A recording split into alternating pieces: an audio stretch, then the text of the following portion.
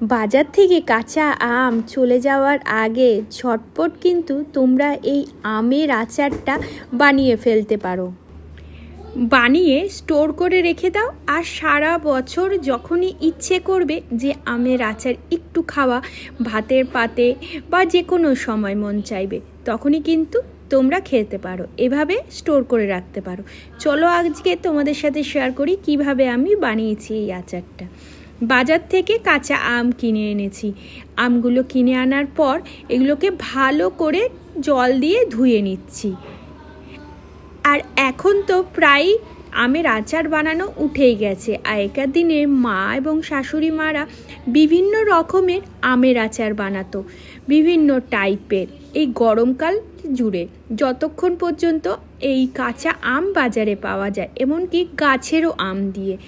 আজকাল তো সেই আমের আচার বানানো প্রায় উঠেই গেছে, কিন্তু কি বলতো, এত লাইফ ব্যস্ত হয়ে পড়েছে সেই জন্য।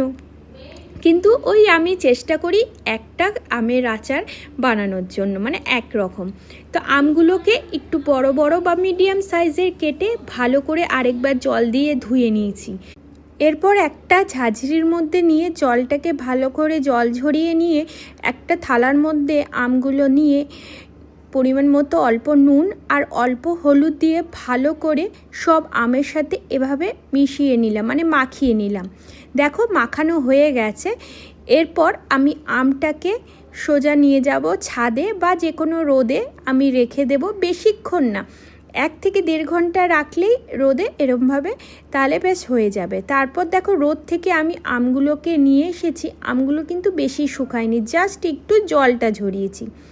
তারপর এদিকে আমের আচারটা এবার করব। কড়াইটা ভালো করে গরম হয়ে যাওয়ার পর আমি এর মধ্যে দিয়ে দিলাম সর্ষের তেল। সর্ষের তেল গরম হয়ে যাওয়ার পর এই আমগুলো যে নিয়ে এসেছিলাম সে আমগুলো তেলের মধ্যে দিয়ে দিলাম। দেওয়ার পর ভালো করে এভাবে নেড়ে চেড়ে নিলাম। খানিকক্ষণ এরকম আমটা তেলের মধ্যে এভাবে নাড়াচাড়া করে নিতে হবে। আমি আগেই নুন দিয়েছিলাম বলে, হলুদ অল্প দিয়েছিলাম বলে আর আমি নুন হলুদ দিলাম না। এরপর আমি চিনি দিয়ে দিলাম, বেশ 1 বাটির মতো চিনি দিলাম। চিনিটা একটু বেশি দিতে হবে। চিনিটা যদি তোমরা বেশি দাও তাহলে কিন্তু আমটা, মানে আমের আচার অনেক দিন পর্যন্ত ভালো থাকবে। আর যেরকম আমটা টক হবে সেই বুঝেও তোমরা চিনি দিতে পারো। আর কম চিনি দিলে বা জলটা ভালো না ঝরালে আমের আচার কিন্তু নষ্ট হয়ে যেতে পারে। এবার অল্প একটু লাল লঙ্কার গুঁড়ো দিলাম যাতে দেখতে সুন্দর হয়, কালারটা ভালো আসে। গ্যাসটাকে সিমে দিয়েই এভাবে নাড়িয়ে চাড়িয়ে আমের আচারটা হতে দিতে হবে। তারপর দেখবে চিনিটা যখন গলে যাবে এভাবে আমের আচারটা মাখো মাখো হয়ে যাবে। এভাবেই গ্যাসটা কমিয়ে এই আমগুলো জাল দিতে হবে। তার বলে কিন্তু আমি আমগুলোকে বেশি শুকাবো না, ঠান্ডা হয়ে যাওয়ার পরও দেখবে অনেকটা আরও ড্রাই হয়ে গেছে। চলো ওইদিকে একটু মশলা তৈরি করে নিই। এখানে শুকনো লঙ্কা, গোটা জিরে, গোটা ধনে আর মৌরি নিয়েছি। শুকনো কড়াইটা ভালো করে গরম করে নিয়ে এই মশলাগুলোকে একটু ড্রাই রোস্ট করে নেব। মশলার থেকে যখন সুন্দর একটা গন্ধ বেরোবে তখন আমি গ্যাসটা অফ করে দেব।